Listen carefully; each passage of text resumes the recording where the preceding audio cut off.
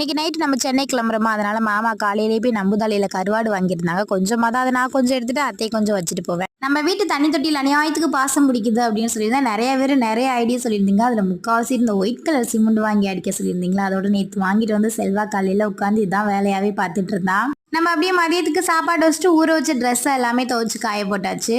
நம்ம வீட்டுக்கு பின்னாடியே கம்மா இருக்கு, நல்லா பெரிய பெரிய மீனா கிடக்கும் அப்படின்னு மாமா புல்லுலாம் ஒட்டி மீன் பிடிச்சிட்டு இருந்தாங்க. பார்த்தா குட்டி குட்டி மீனாக தான் மாட்டிகிட்டு இருந்தது. செல்வா தான் ஒரே ஒரு ஸ்லேப்பி பிடிச்சிட்டு இருந்தான். இங்கே பண்ணிட்டு இருக்கும்போதே அந்த பக்கம் மீன் வந்துடுச்சு. அதோட அப்படியே விட்டுட்டு மீன் வாங்கலாம் அப்படின்னு வந்துட்டாங்க. 1 கிலோ ஓராவும் 1/2 கிலோ வாழை மீன் தான் வாங்கியிருந்தாங்க. அத்தை களை வெட்ட போயிட்டாங்களா, அதனால மாமாவே எல்லாமே க்ளீன் பண்ணி கொடுத்துட்டாங்க. செல்வா அப்படியே குழம்பு வைக்க ஸ்டார்ட் பண்ணிட்டான்.